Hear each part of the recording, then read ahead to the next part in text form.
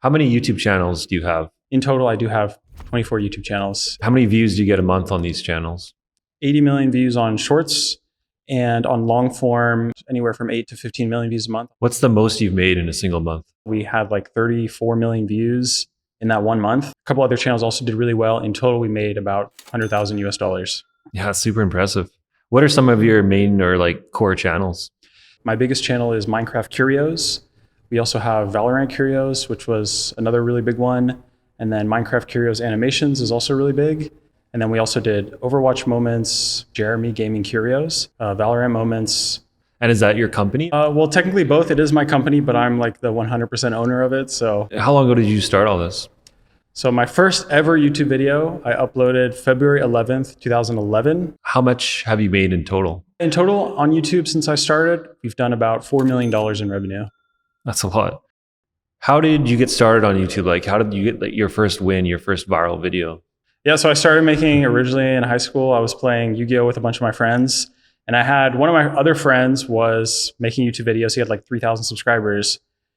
And I just thought that was like the coolest thing ever. I was like, man, you can post a video on the internet and like you get all these views and you can make money. And it's like, it just seemed so cool at the time. And I just had kind of a reference point, I think naturally that worked pretty well for me. And then I was like, you know what, I'm just going to try it out. So I like turned on the camera in the middle of my mom's living room and just like filmed some videos talking about some stuff about the game. And then over time I made probably like 100 videos on that channel, and we didn't even pass like 500 subscribers, but it was just so fun making the videos, I think, that I really stuck with it and just really enjoyed the process. And then later on after that, I started my gaming channel that eventually became the JeremyB Gaming Curios channel. Made probably another like 80 to 100 videos before ever actually really growing. And then eventually we did have some videos like take off. I think took me about like 2 years, I think originally. Yeah. And did you start right away with that like revenue share model, or did you hire people at first as soon as you could? When I was doing the channels myself originally, like that channel, my first channel, I did everything myself for about 6 or 7 years. Okay. And, made probably in total like 1,200 videos entirely by myself from scratch, edit, write, record, film, thumbnail, everything. And that's kind of how I built up like the skill set of doing YouTube was just having that channel. And then from there, when Overwatch released as a game, one of my friends recently lost his job at the time, and he was also a YouTuber.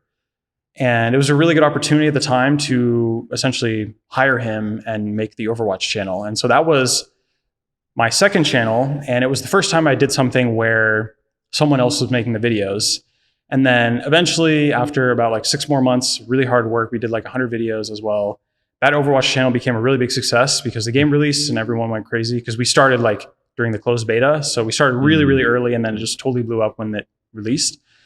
When that channel became really successful, I kind of realized like, hey, this thing where I get other people to make the videos for me, this is like really freaking awesome. So let me just go ahead and do some more of that and a lot less of the thing where I have to do all the work. And it's kind of funny to explain it that way, I guess, but like it really did, it worked out really well, I think. It's a very good model, and I think it's much more scalable, obviously. Like you can only do so many videos yourself at the end of the day. True. And if you're going to be successful on YouTube, the videos do have to come from somewhere, right? Like you're going to need to post content and build productions and get something going in order to get some revenue going. We're running currently about 15 channels or more now. So, and is that a nightmare? I don't know if I'd call it a nightmare. Like, in a lot of ways, it is a dream, right? Just to be working on YouTube. So grateful for that. But how much easier the operations can be challenging for sure. How much easier would it be if you just like did only like the 5 most successful channels? It would be infinitely easier, right? Yeah, we used to, right? Like obviously started there. It's just figuring out how to grow like individual channels. I think that's the main reason we've added more channels. Curious, what's your reason for adding more and more channels, even like going from 1 to like 5? Yeah, for me, I think it mostly just comes down to taking advantage of opportunities. Like I'm not just gonna wake up one day and be like, all right, time to start the next channel. It's more just like, I'm always kind of looking at things, looking at opportunities, saying like, okay, what kind of content do I want to learn? What kind of things do I want to do? I would say actually the vast majority of channels that I start, there's some sort of skill that I want to acquire or a skill that I want to learn as a creator through the process of doing that channel. Oh, cool. Like when I started the Overwatch channel, I had the idea of like, I really want to learn how to do content where I'm not making it myself, right? That's a pretty straightforward thing to get into. And like through that channel, I built up the skill of like, okay, now I know how to hire people. I know how to build teams. I know how to direct editors. I know how to manage a production. And I take that skill and I move on to something else. And then, okay, what am I going to learn from the next thing? Like when I started my JeremyB channel recently, like that was a really big project of like, okay, I want to learn how to do stuff that's beyond just making money from AdSense revenue. Like I want to learn how to do a branded channel. I want to learn how to make a product. I want to learn how to sell in YouTube videos. And then potentially maybe I could take the skills that I built from that channel and then do more similar channels that are outsourced with someone who's the face of the channel as well, right? Like I think especially beginners, they really don't consider like the skill set of content creation to be a thing. And I really think it's so important to like get good essentially. Like it's simple to explain it, but obviously it's very complicated, but like getting good at content creation, getting good at YouTube, getting good at getting views on YouTube is really the entire game, right? Because if you take someone like me or you delete all of our YouTube channels, just throw out everything immediately, and we start new channels fresh from scratch, like easily we'll be able to grow within like a month or 2 months or 3 months. Definitely not more than 3 months. Like you take someone like Mr. Beast, Mark Rober, Ryan Trahan, like literally they'll blow up in the first video if you delete all their success, right? Like you could delete all their success, give them like 1,000 plastic surgeries so they have a different face.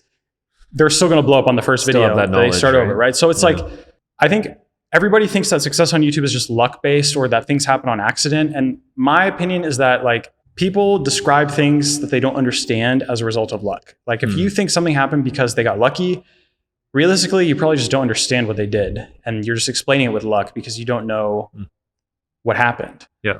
And in YouTube, it's very algorithm based, right? Like videos succeed based on their individual performance and their data. And we have all these metrics that YouTube gives us. It's very, very mathematical. It's very technical. And it's very intentional, right? Like no YouTube video blows up on accident. That just doesn't happen. You might think it does because you look at like some brain rot Spider-Man video and you're just like, what the hell is this garbage? Like, this is the dumbest thing I've ever seen. Yeah. But you just don't understand that audience. You don't understand that content, right? Like it doesn't blow up on accident. It blows up because 2-year-old kids like watching it because it's got flashing colors or something like that. Like there's always an explanation for everything on YouTube. I mean, that's my opinion, but like, I really think that is something that people need to kind of get through their heads. Yeah, no, I'm with you on all of that. Definitely agree. I like the way you put that actually. And so it sounds like you've really picked your channels based on, which is really, really cool actually, not just like passion. Passion is definitely a piece of it, but you look for opportunities and then you also decide like, is this something that I want to learn like a new skill in that's not this maybe the exact same thing I'm doing on other channels? Is that how you'd say it? Yeah, exactly. Yeah. Like especially nowadays, like the new channels I start are very like learning oriented, skill oriented, because 3 or 4 years ago, I was really deep into doing gaming content and making gaming niches. And we were doing like these compilation channels with gaming. Like we had Overwatch moments, Valorant moments, Apex Legends moments. And we were doing all these channels that were just very, very similar to one another. And I kind of realized like, if I just keep doing the same thing over and over again, like this is all I will ever be. Like I will forever just be the gaming compilation guy. Like I will never be able to succeed beyond what a gaming compilation channel can accomplish. And while that was still a very awesome amount of success, I think really taking that and okay, now we're going to do like really high level storytelling. We're going to do like much more advanced productions. Like this is our Minecraft channel. When we started that, it was like, okay, we're going to build content with like 20 actors and like really big scripts. And it's like one video takes like a week to make and it's like a 50, 60 hour production, like much higher effort stuff. And that skill set like really just goes back to everything. It makes all our other channels more successful, it makes our future channels more successful. And just like having that skill set as a creator is like the real value that you're building along the way. And it's very hard to quantify that. So it doesn't really feel as satisfying as like, okay, I posted a video and I got 1 million views, right? But like that mindset of trying to grow my skill set is what allowed me to create a channel where we averaged 1 million views a video, or to do a channel where we're, selling a product and getting $100 RPM on the videos. Like these are things that are accomplished by the process of growing your skills, right? Like kind of the same thing with my first ever channel that was successful, right? Like that channel was able to be successful because I had intentionally grown my skill set as a creator through the process of like 200 or so videos, 2 years of work previously, right? Like, and that's the greatest thing about growing your skill set and being so skills oriented is that when your focus is on learning and not success, success essentially becomes inevitable because you will eventually reach a point where you have learned enough and gained enough experience that you are just good enough at the thing you're trying to do that you succeed. I don't know if I've fully thought about it exactly that way, but when we look at starting new channels, there's a mix of like, what are we actually interested in ourselves? Because if we're not interested in it, even if there's maybe an opportunity in that niche, it's so hard to connect with that content. We'll look at like CPMs a little bit too, like you were saying, or RPMs, like how much are videos paying, or is there sponsorship opportunities?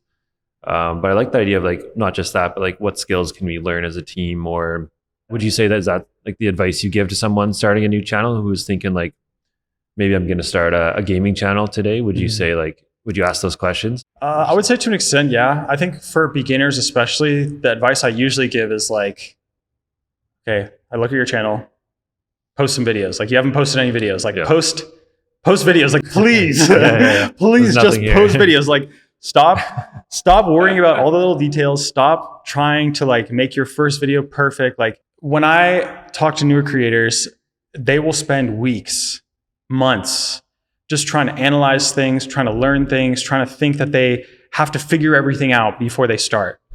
But the reality is that when you start a new YouTube channel, you're doing something that you have never done before. And that will never change until you do it. Right. And the fact that you feel uncomfortable, you feel like, okay, I don't know what's going to happen. Like, I don't know what to do. That's normal. That's expected. That's what happens when you do something you haven't done before, right? Like if I'm going to go out on the camera frame here and do a cartwheel, like I've never done a cartwheel before. So I'm going to be like, I don't know, like I'll watch like 3 guides on how to do it. I'll like, okay, should I go from this angle, like this angle, this angle, this angle? And then some gymnast guy who is an expert, he's just going to come in and just be like, bro, do the cartwheel. And then just does it. That's true. Right? It's but at the same time, that gymnast guy, it's not like he just got there by overanalyzing things, right? Like you got to put in the work at the end of the day. And I think people don't have the right idea of what putting in the work actually means, right? Like before I was successful on YouTube, I posted 200 videos. I made content for 2 years, right? Like it doesn't take that long to be successful. I think nowadays, especially, like people can be successful much faster, especially when they're, learning from skilled people. Back then there was like literally nobody teaching YouTube. So you literally just had to figure it out. But like the way you figure things out is by actually doing it, right? Like you don't figure it out by just trying to make things perfect before you start. And so I think for the vast majority of creators, they just need to like get it through their head to just like post videos, just get something out there. Because once you do something for the first time, the second time, the fourth time, after the fourth time, I think it really just becomes a part of your comfort zone. Like after you've posted 4 videos, like posting the 5th video is easy, right? Like that 5th video is 100 times easier than posting the first video.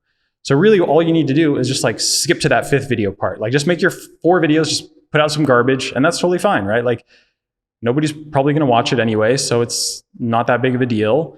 And you really got to just like get in the habit of creating content, putting stuff out there. And I know it's like kind of simple advice to say it that way, but like this is really what I see people doing. Like I talk to beginners, I coach beginners sometimes, and it drives me crazy like how like it feels like they want to do everything except actually post YouTube videos. Yeah. All the questions leading up to when should someone pivot or give up, I guess? Because that's what always comes up, right? Is like you've got someone who hasn't posted yet, so then they start posting. Sure. And they get 100 videos out. You look at it, maybe you can give them advice. Yeah, that's a great question. Can. Absolutely. When So I would say giving up on content creation as a whole, for me personally, I would never give up on just the entire thing that you're doing. But I do think there's definitely a good conversation there in terms of like the specific type of content you're making, the niche that you're creating with. I think if you've done probably around 20 to 30 videos and you haven't had a single video get more than a couple thousand views, I think that would be a good time to pivot. When I should say that would be a good time to pivot as a beginner. When you're a more experienced creator and you're able to just like post 10 videos and those 10 videos are like kind of decent, then I think you could kind of lower that to around 10 videos. For us, especially, I would say we're usually in like the 10 to 20 video range of like, okay, if we do a niche, we start a new channel, we post 20 videos and all of them are like 500 views or less, then we move on, right? Yeah. That's kind of the point where we're just like, all right, this is like the niche itself is probably a problem, or otherwise maybe the content doesn't fit our style. We're not that good enough at creating this content, or this format's not going to work with our style. Like there's something going on there that is just not going to work for you. But at the same time, you also kind of need to have an understanding of like why it's not really working, right? Like if you do 30 videos and they get like 100 views or less each, 500 views or less each, and it's your first channel you've ever done, there is a chance where it's like, okay, maybe you're just putting out stuff that's really bad or the content's really garbage. And that's totally fine, right? Like that's part of the process. It's about your skills. It's about growing as a creator at the end of the day. So the decision at that point becomes like, okay, why haven't your videos improved after making 30 videos, right? Like what's going on here? Like why are you not improving? Like what's going on with the quality? Or is it just that like maybe the niche itself is just too saturated or there's some sort of problem going on? Like I think it's hard to analyze that as a beginner, I think. So I want to try to like quantify this in a way that's a little bit more approachable for people who are less experienced. I mean, I think that 20 to 30 videos is a pretty good amount, but you do just have to consider that there is a certain like learning curve on any type of channel that you're doing. Even for me too, like when we do new channels, there's always like some amount of learning that needs to take place to make the content really good. So I would say more so if you're like satisfied with the content, if you feel like you're putting out good content and you're just not getting anywhere, that would be a time that I would like reevaluate and say like, okay, let's take a look at this niche. Is it saturated? Is it growing still? Is the views declining? Like look at the channels, the biggest channels in the niche, right? Like is their viewership still growing or is it decreasing? If it's decreasing, that's going to be a really bad sign that will indicate that it's probably difficult to grow new channels in that space. If like, especially the biggest channels are losing viewership. If they're like kind of staying the same, I would say that's probably okay though. But if they're like significantly declining in viewership, that's a good indication of a niche that's oversaturated, I would say. Yeah, I think that's great advice. I can tell you have analyzed a lot of channels yourself. Sure. We have similar milestones that we look at. How many videos is I think one of the trickiest questions on our side, but that 500 views per video mark is also something that we look at closely. Yeah, I think I describe it as 20 to 30 videos because I think that's what makes sense to a beginner's mind. But for us, it's a lot more of just like, okay, have we tried everything that we think is a really good idea? And then they all failed. And that's usually when I pivot or give up. It's not so much about like, how many videos specifically have I made, but just like, okay, have I tried everything that I think could work? Right. That I'm aware of, that I thought was a good idea. And then, okay, none of that worked. So, okay, then probably we need to move to a different niche or a different channel. Like, it's easy for me to sit up here and say like, okay, I've grown 24 successful channels. Like I'm such an amazing creator, but like I've failed easily over 100 YouTube channels, right? Like my success rate, even as an experienced content creator in doing YouTube channels, is probably about 20 to 25%. Like 1 in 4, 1 in 5 channels I'm able to succeed with. Yeah. And, you know, one successful channel pays for 100 failures, pays for 200 failures, more than that. Like my successful channels, each one of them individually has made more money than I've lost on like all of the failures, right? So it's a very good game of like taking bets on certain markets, of certain content styles and certain niches, taking those bets, and then most of them don't work out, but then some of them do, right? And if I'm sitting up here and saying like, I'm such an experienced creator and I succeed 1 out of 4 channels, and you're a beginner and you've only ever done one channel, or you've only ever done one niche, one content style, you've only ever tried one thing, is what I'm trying to say, there's a good chance that like you probably just need to try more things, right? Like try a different niche or try a different content style, try different video ideas, different formats. Like you got to be trying new stuff all the time, because doing new stuff is how you grow and how you grow that skill set and how you learn more and succeed as a creator. Is there any like niches or types of videos you would say that people should make or shouldn't make, or is everything on the table for people out there? Sure. When you get really good at YouTube, the niche is like the only thing that matters in terms of determining success or not. Like for me, the niches that I failed at, I feel like once I kind of was experienced as a creator, the channels that I do now that fail is almost entirely because of the niche. And there's more to it than just that, because part of what I mean by that is like certain niches might not be a good fit for you. Like you might not be capable at like executing that niche specifically really well. But a lot of it really just comes down to market saturation. And like, if the niche is declining, like we talked about, like, okay, if the biggest channels are kind of like decreasing in viewership, that's a really good indication that it's oversaturated. Now I'll go in the opposite spectrum of this, like a really good indication that niche is undersaturated if there's new channels that are blowing up in the past month or less. if there are creators who are doing like really crazy views, but just not posting a lot of videos, like that was kind of what we found with our Minecraft niche originally, was like we found a content style, a content format that someone was doing. They were getting like 2 to 3 million views a video. They're posting once a month, twice a month, maybe at most. And so we found that, and it's like, okay, the audience really likes this content, but it's not being delivered to them enough to really satisfy the demand. So with a niche, it's really all about like supply and demand. Supply being like how many creators are in the niche, like what the creators are doing, what's being produced by the creators. And the demand is, of course, the audience, the viewers, the audience demand for that content. And like, okay, it's definitely possible to enter niches where the audience supply is really high, but the demand is also very high. It is possible, but entering a niche where the audience or the content supply is low and the audience demand is high is literally like, it's like free money. It's like you could make the most garbage thing ever and blow up. Like that's, when you see that channel, that Brain Rot Spider-Man channel that's blowing up, that's why. It's because they started when it was undersaturated, there was demand and nobody else was doing it, and they were able to blow up. That's where fast success happens. Now, it's totally possible to get slow success by hard grinding a saturated niche for like 2 years, right? But those niches are very hard to crack. They often require a lot of money. They often require a lot of time and effort, because when you enter a YouTube market, in order to succeed within the YouTube algorithm, you essentially are at a disadvantage as a smaller creator, because it's not really to do with anything YouTube related even. It's all about the viewer experience and the viewer behaviors, right? Because the viewer behaviors drive the algorithm. But when a viewer has a channel that they really like, that's got, let's say 100,000 subscribers or whatever, million subscribers, and they're watching that channel, one time a week, twice a week, however many videos they're posting, they've been watching them for a long time. They just have a really good relationship, right? Like the viewer has a relationship with that creator, with that content.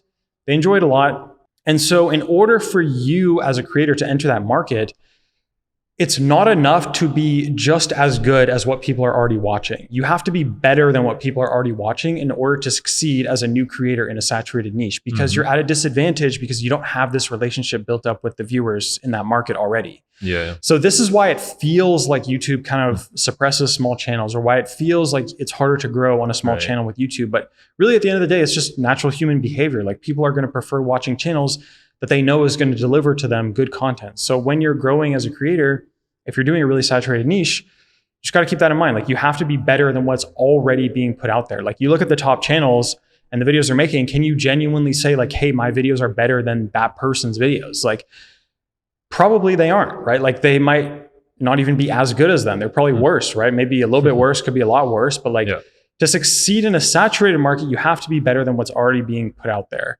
And that's really hard to do, right? Like those people might be spending thousands of dollars on their videos. They have potentially years or decades of experience. They are just have a really big team, or maybe they're just trying really harder than you potentially too. But if you're in an undersaturated market, it's just wide open, right? Like it's wide open and you're not really competing with other creators at that point. It's just about creating something that the audience enjoys, that they can watch and have a good time with, right? And that's all that matters. And that's also even easier to do within the context of like a niche that's undersaturated, right? Because let's say, think of the most favorite movie you've ever watched, like the most favorite movie you've ever seen in your life. The first time you watched it, spectacular, amazing, life-changing, right? Second time you watched it, still amazing. Third, fifth time, okay, still really great time, still fun to watch. Now, what if you watched that movie 100 times? What if you watched it 1,000 times? If you gave me my favorite movie and you forced me to watch it 1,000 times, it would be my least favorite movie, right? I would hate it. It would drive me crazy to ever see that movie ever again. But that's kind of how YouTube markets are, right? Like if someone watches a certain type of content or a certain niche and they've watched 100 videos of that niche already, if you give them the 101st video of that niche, it's just not entertaining. It's not fun. It's not enjoyable. It could still be a really great video. It could be a great movie. Like your favorite movie. TV shows. We talk about TV shows a little bit at our company, where it's like you can have Friends, like amazing show at The Office, but by season 10, season 11, it's like you're starting to get to the point where, how can this show go forever? I mean, maybe if they're coming up with amazing new fresh ideas, but if it's that same concept over and over again, eventually people are going to get bored of it, right? Yeah, exactly. It's like people get bored of content that is really good over time. And so it's like you said, you just got to give them something fresh. And that often comes with creating an adjacent niche, or doing things in a different way, doing things with new ideas or a different style, or just like doing something that feels fresh but could still capture the essence of the original production. Like there's a lot of ways to do that and to succeed in those kind of saturated markets. But at the same time, it's like, wouldn't it be easier to just make something that nobody's seen before and they just are entertained by seeing it for the first time, or maybe they're seeing it for the 10th time, but it's still enjoyable because they haven't seen that much of it yet, right? Yeah. So for me, I think so much of my content strategy these days is like, let's just make something that hasn't been made before. Or if it has been made before, it hasn't been made enough times yet. And the market hasn't been oversaturated, right? So, okay, how do you look at that? How do you measure that? So first of all, if you're looking at something where there's basically like every single person who has done that thing has had some success, like that would be my measure for individual video ideas. Like, okay, you type it into the search bar on YouTube, is every single one like a viral video? And how many can you find, right? Like if you can find 2 and they're both viral, that's a pretty good sign. If you find 10 and half of them are viral, probably not so much, right? And I think the same thing also goes back to looking at like competitors and other creators in the niche. Like a really big thing we look at is just like anything that blows up on a new or small channel is like definitive proof that that's undersaturated because it just blew up on a new or small channel, right? That's like, you can literally see it. Right. So that's like a definitive proof. I also really like just looking at what I call content gaps, which is just like, kind of mentioned it earlier, but just creators who are doing something really good, but just not posting a lot. Yeah. But their success is really, really good. Like they're really consistent, or just like they're doing a lot of big numbers, like 300,000, 500,000 views a video or more, and they're posting less than once a week. Yeah. That is like a really good opportunity. As long as you can like capture the quality that the original creator is doing, it's like a really, really good opportunity because those viewers are underserved, right? Like that's a content style that it's proven that the viewers enjoy it because they're watching that creator already. And it's also proven that there's not enough if that creator isn't posting enough and you don't see anyone else doing it, or otherwise just like the overall market of that content style, not enough people are doing it. It's just a good sign of an undersaturated niche. It's like kind of stuff that we look for. Yeah. And those opportunities are just much, much easier to grow with compared to trying to bang your head against the wall for like a saturated niche. Yeah. I think. It's crazy that you talk about that. Like relates so closely to how we got started. Like how I got started, 9 years ago on YouTube was in the motivation space, like the motivational videos that were going out at the time, where they were super high quality, but they were at the most once a month. And it wasn't impossible to get to that quality in a week or less. Nowadays we're close to like 2 videos a week on some channels. There's some channels doing like 1 video every day in this niche. Like, it's how it goes, right? Obviously. People go from that 1 video a month to more frequency if they can. And it's just like, do you go right to that high quality, or can you get like close to that quality and do weekly? And that was something that Motiversity started doing right away, was weekly videos close to I wouldn't say we were at that monthly quality. Those videos took a long time to make, but we were close enough, especially with the marketing too, right? Like the thumbnail, the title looked the same as those videos. It took months, sometimes more than a month. Some channels were doing like a video every 2-3 months. And I wanted to ask you about compilations, because I know you do some of those, and that's actually how we got started as well. Was some of our best first videos were like best motivational video ever, number 1, and now we have like 50 of those. Yes, like best motivational video compilation number 50. I think we're on already, and we just keep doing those long form videos. And in our space, I mean, there's people that work out and they listen to this like stuff in the background. So having 30 minutes or an hour to listen to all at once, I think is really helpful. But I heard you talk in a different YouTube video a little bit about compilations. Do you want to explain what you guys do for compilations at all? Yeah, absolutely. So first of all, let me just say that I love this strategy so much. It probably accounts for honestly about 50% of the entire revenue of my company, just in that sense. And so so first off, what a compilation is, or what I call like a movie compilation, is essentially all you do is you take a bunch of videos that you've already made before, and you just put them together into one really big long video, and you post it, and it's a movie, and it's really long, and it really takes advantage of a lot of different things on YouTube, I think. So first of all, the trend with YouTube right now is TV audiences, right? Like people think it's shorts, but actually more than 50% of audiences on YouTube, so that's all viewers on YouTube, are watching on TV screens. So this is a really underrated audience that you want to try to capture in a sense. And so what do people watch on TVs? Well, sorry, did you say 50% are watching on TV? Greater than 50%, yeah. Wow. So that's a statistic from Todd Beaupre. Holy, that's a lot. Yeah, so YouTube viewership has been trending towards TV audiences for a very long time. And on TVs, viewers have watch sessions that are about 4 times longer on average. So people on TVs watch much longer videos, They get recommended longer videos. Longer videos perform better. You could check this on any video on your analytics in YouTube Studio. Just go to device type, see the watch time from mobile, computer, tablet, TV. I guarantee you the TV one is like way longer. So to capture the TV audience, all you really need to do is just post really long videos. So we started doing these compilations, and then because it's really long, it performs really well with the TV audience.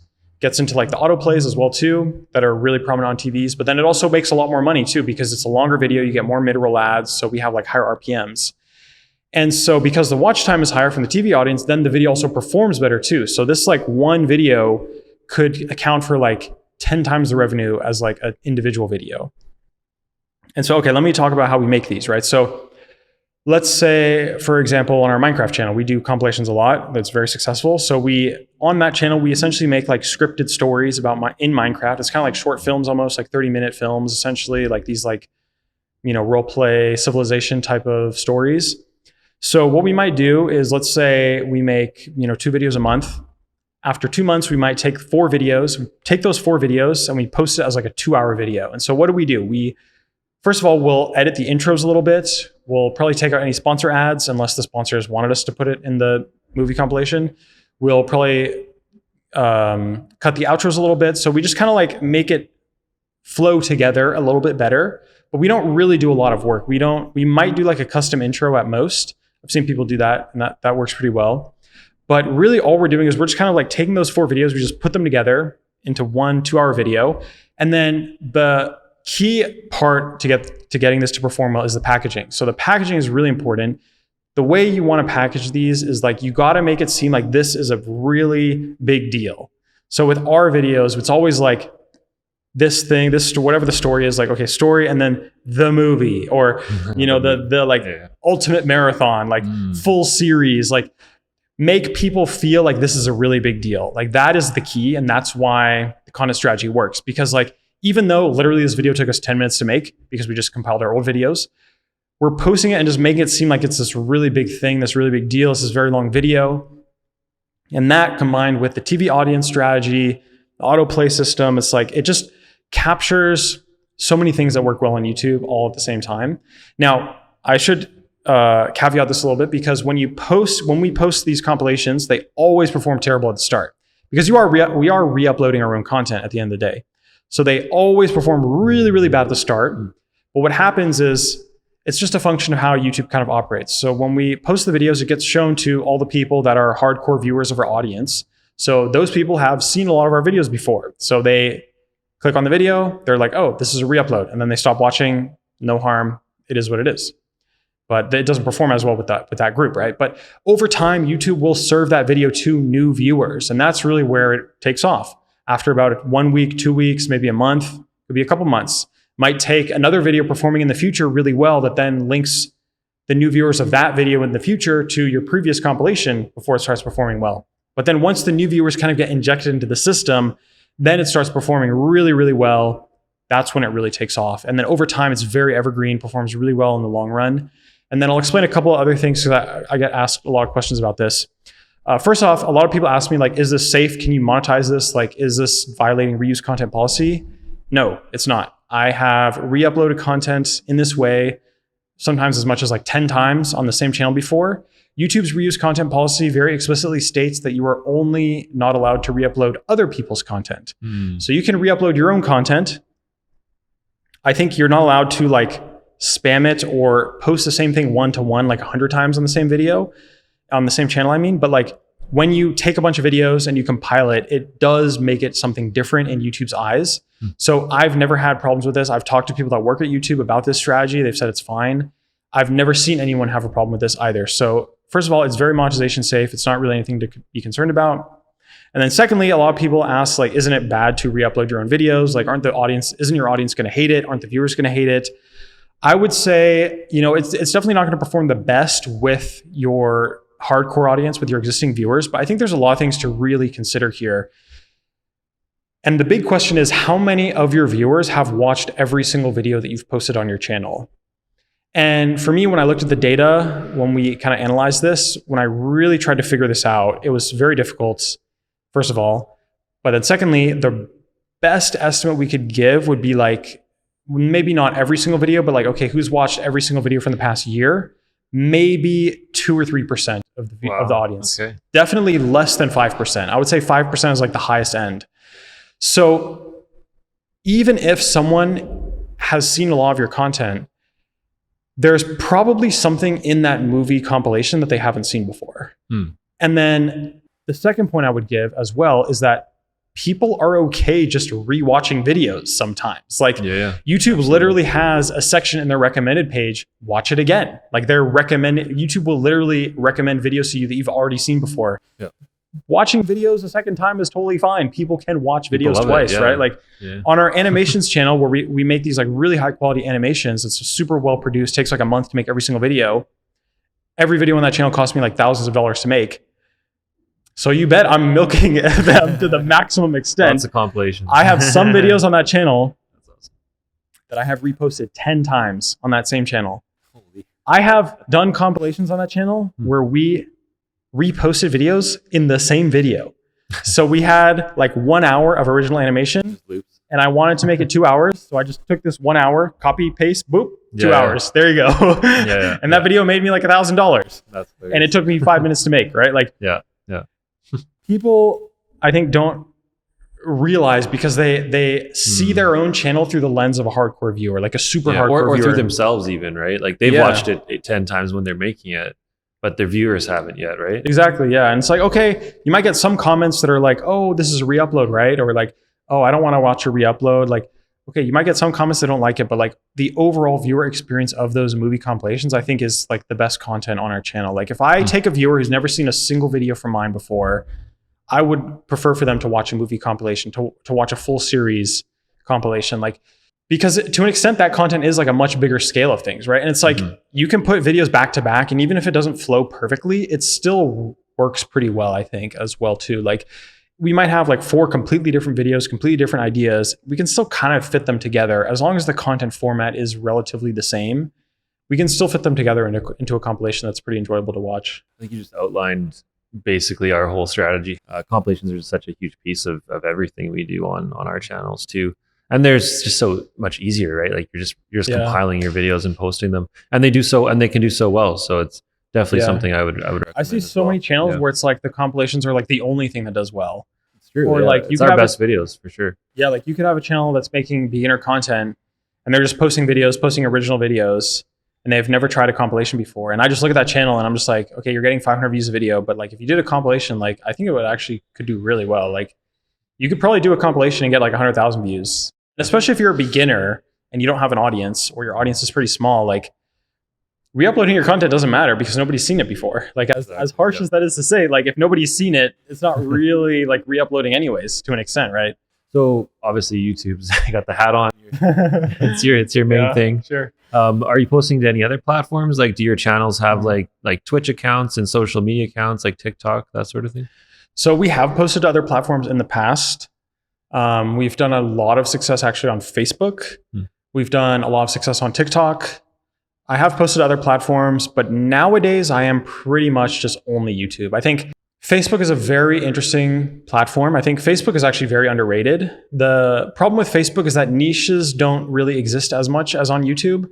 So if you're posting content on Facebook, you really got to be doing like broad appeal stuff that can just kind of pop up into anyone's feed and do well. Niche stuff is a little bit challenging on Facebook, I would say. TikTok, I mean, personally, I just, I'm just going to say it. TikTok, I'm declaring it officially. TikTok is my op. I am just not going to do anything on TikTok anymore. For me personally, we had a page, our Minecraft page, 900,000 followers on TikTok. Woke up one day, just permabanned. What? No explanation, no communication, no understanding. I still to this day have no idea why that happened or what we did wrong. And so I can't confidently go into making another TikTok page without knowing what happened or what did wrong so that I could avoid doing that in the future, right? Like I'm never going to try to break the rules of a platform. I'm always going to try to make like content that they want us to make. Like I'm not going to try to do anything that breaks the rules, right? And so I'm coming from the opinion, like, I don't think I'm breaking the rules. So if you just permaban my page instantly overnight, what are we doing here? Like, I don't know what's going on. Like we were posting literally original content. We were posting our Minecraft videos. It's like fully original. Every video takes like 50, 100 hours to make. fully produced, actors, script writers, everything, Crazy. right? Yeah. It's happened to us too, like TikTok a little bit, but Twitter was a big one for us. We lost like, I don't know, over 5 million followers on Twitter and like 7 accounts all gone in like one day. And that was back when it was called Twitter, and tried for years to get them back because they weren't doing, they were just posting quotes and our videos and things like that. But they just, got no real answer onto what happened there. And I mean, don't get me wrong, like no platform is perfect. And like, okay, maybe there's been times where I pushed the limits a little bit in the past, right? Like, okay, I've had a Facebook page get banned before, or like we've had YouTube channels get demonetized, right? But like the key difference for me with TikTok versus other platforms was like, when I got a page banned on Facebook, I know why that happened, right? Like they told me what I did wrong. They told me what happened. They said like, okay, this is what it is. You know, maybe you get banned from a copyright strike or like something like that. And it's like, okay, I know what I can do moving forward to make sure that doesn't happen again. Same thing with YouTube. We get demonetized. They give you a whole big essay on why that happened. And here's the monetization policies, like go through and just read everything. And that means we can move forward with confidence in that platform, right? Now for me, TikTok, I feel like TikTok just doesn't have that. Like you said, you have your own experience with that too. Like almost every single creator I know on TikTok has an experience like that. And I'm not going to say TikTok is bad. Like you can make tons of money on TikTok. Like TikTok is a great platform for getting views. TikTok is probably the easiest platform to get views at all on. But for me personally, they're just my op. Like if I ever meet TikTok in real life, it's on site. Like we're just throwing hands. It is what it is. All right. Get their this contact. is going to happen. Get their contact info first. It's just going to happen. It's hard to contact them. No, because that's the thing, right? Like I've talked to TikTok employees. I've talked to people like on their teams. Like I've done the due diligence. Like just nobody could help me. Nobody could tell you anything. There's no communication with creators. Like it's horrible. Yeah, of course. And so obviously YouTube's your main thing. Do you earn through anything else than YouTube? And is that the focus for the next few years or the future? Just dialing on YouTube or anything else you're working on?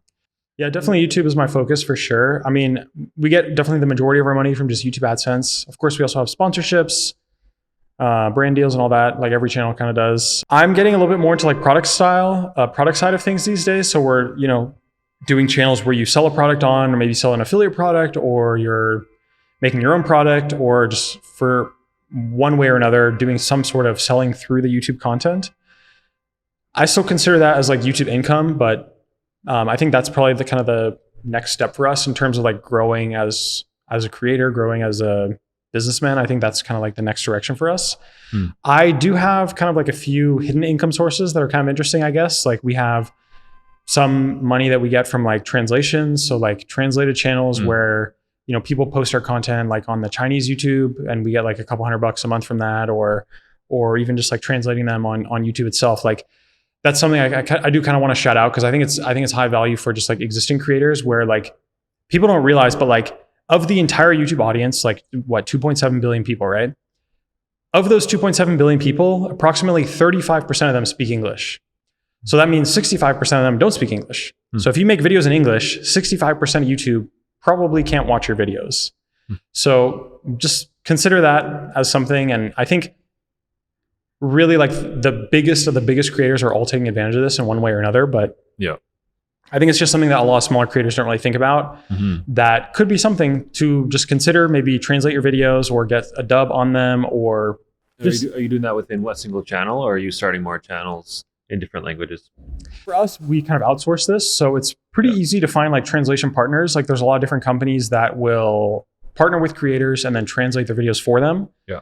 I don't necessarily want to shout anyone out because it's not really anyone that I'm affiliated with, but you can definitely find companies like that are doing that kind of service. Or hey, maybe if that's something you could do, maybe start your own company doing that type of thing. But because YouTube has that like auto dub your video. Yeah, but the YouTube auto dub is just crap, man. It's horrible. Yeah. So I have hope that the YouTube auto dub will be okay eventually, but I do think that translation success is still probably better done as a separate channel currently.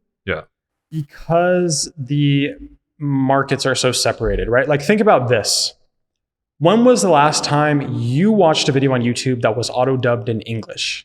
I don't know, never. Never, right? Never, exactly, never. So if I'm, a Spanish viewer, Japanese viewer, Korean viewer, French viewer, and I don't speak English, and I see an English video that's dubbed into English, like the viewer experience is just not the same as just a French channel or a Spanish channel or Portuguese channel, right? Because The video itself might be dubbed, sure, but like the comments aren't dubbed. Obviously, that's going to be English comments. It's going to be an English community. The channel's going to be in English. Thumbnail and title probably won't be translated perfectly. Like, and just the overall algorithm, I think as well, like isn't really built for translations to work super well yet. I do think, 5 years in the future, it could be. But for me personally, I think that keeping translations on separate channels is still the best strategy for now. But in the future, I think that could change. But yeah, I mean, I think it's just like having a channel in a different language that's like just a new channel, I think is definitely better for now. Yeah. Yeah, I'd agree with that as well. It's honestly almost more effort to translate everything on the same channel than it is to have a separate channel. Like, yeah. Like going through the YouTube menus of like translating the description, translating the titles, like translating the dubs and uploading the dubs, like it almost would be easier to just like post a separate video. Yeah.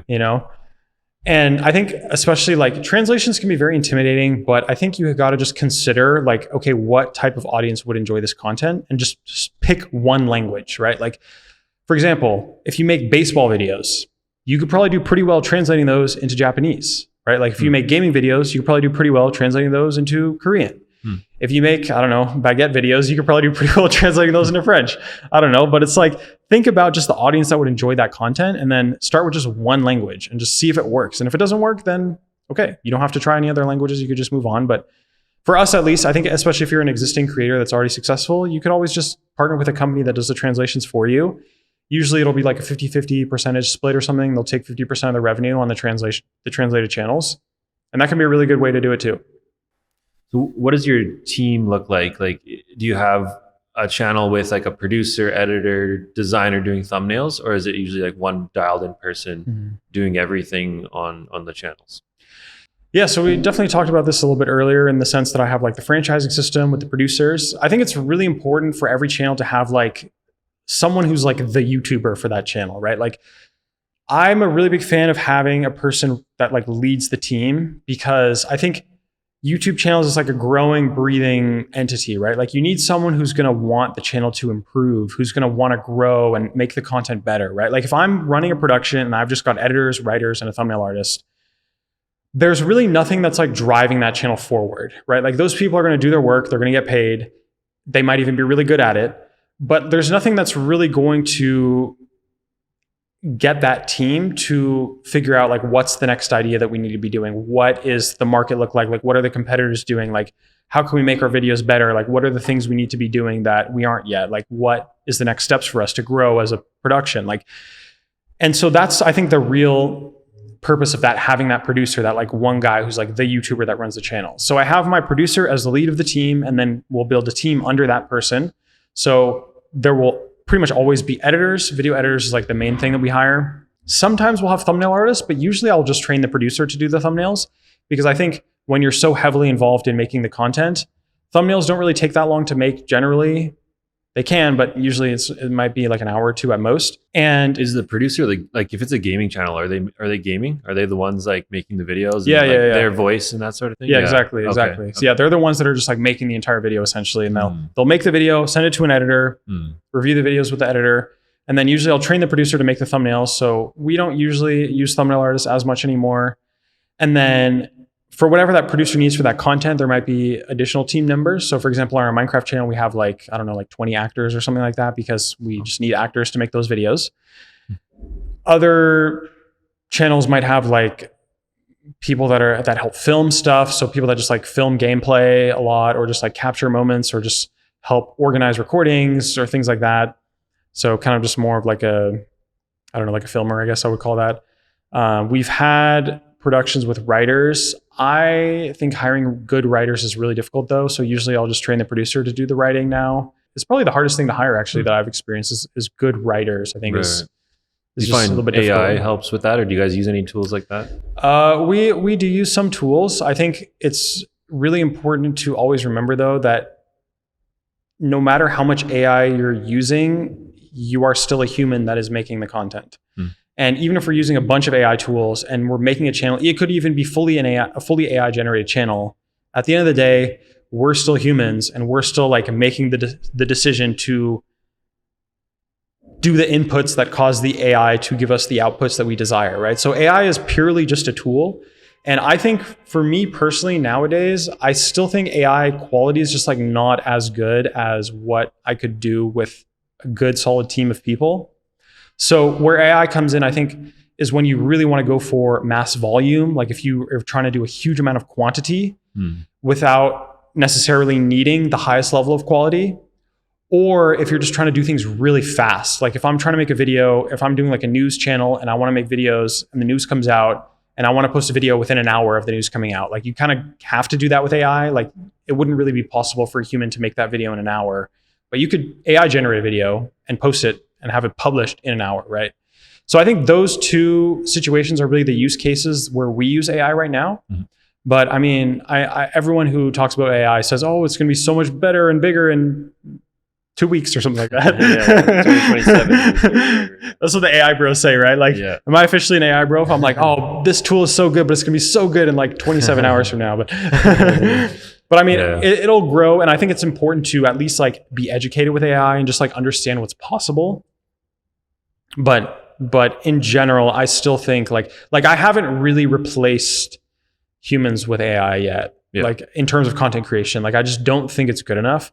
And when it is good enough, it's like surprisingly more expensive than using a human, like a freelancer or just a worker, right? Like the really high tier AI stuff, like the highest tier of AI generation, video generation is like, it's like $30 or $40 a minute, I think. Okay. Yeah. And it's like, I could pay someone $100 to make a 10-minute video that would be just as good, if not better, than the AI video that would cost me like $200 to make. Right. So it's like, it's kind of an interesting situation where it's like, I see the potential, like I see that AI could be better, but it's like, is it really even cheaper? I'm not sure actually. Like, I think those two use cases it's really high value for us.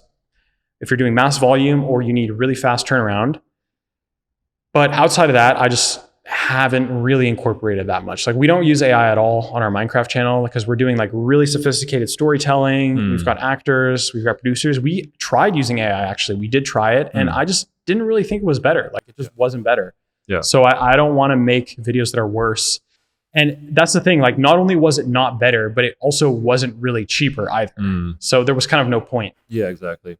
Yeah, I'd say we've had a similar experience so far, which is maybe surprising to some people, especially because we do like real voices and, you know, even like stock footage often in our motivational videos. So in most cases, it's not quite there yet. It's like close in some ways, right? But then all of a sudden it's like, nope, that's AI. As soon as you know it's AI, it throws you off, right? You're almost just focused on, is this video AI or not? And you're not even watching the video. So that's so true. It's like, I know a guy who runs an AI channel that's like fully AI content and his biggest expense is 11 Labs and he pays $1,500 a month for like 11 Labs voiceovers. And it's like a lot of voiceovers. It's like 100 hours of content or something like that. But it's like, you could probably get a human to do that for the same price, maybe even cheaper. And they would maybe even be better. Yeah. It would be probably more work to get a human to do that and to like hire someone and build a team. But it's like, man, AI, like I see the vision, I see the potential, but like there's just too many problems with it still to really have it be a big part of productions, I think, generally. Yeah. Yeah, no, I'd agree.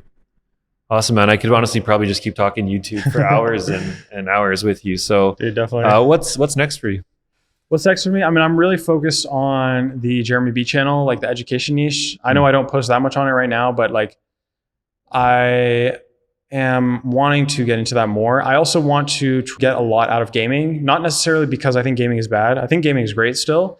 But I think me as a creator, I've kind of like stagnated in gaming channels a lot. Like I've kind of reached a point where I realize like if I allow myself to do more gaming channels, the success that is possible with a gaming channel is all I will ever be. And I just kind of want the next step from that. So I'm getting more into like product-based stuff. Education is a good side of things. I kind of want to try to do like a healthcare related channel, but we'll see how that goes, I guess. It's kind of more in just the idea stages. But yeah, man, just like education, I think is a really great thing. I love doing these like podcasts and just like trying to teach new creators and just help beginners, just try to provide value to people, even just like free content and stuff like that. I think is really awesome. It's really just a lot of fun more than anything else. So yeah. Yeah, for sure, man. Jeremy, thanks for joining me on the podcast. This was awesome. Learned a ton. I'm sure everyone listening learned a lot as well. Make sure go follow Jeremy on YouTube, JeremyB, right? Yep, JeremyB on YouTube and JeremyB website as well. And thanks everyone for watching. Make sure you subscribe to this channel as well. We got more episodes like this one coming soon. Absolutely. Thank you so much for having me. Awesome. Thanks, man.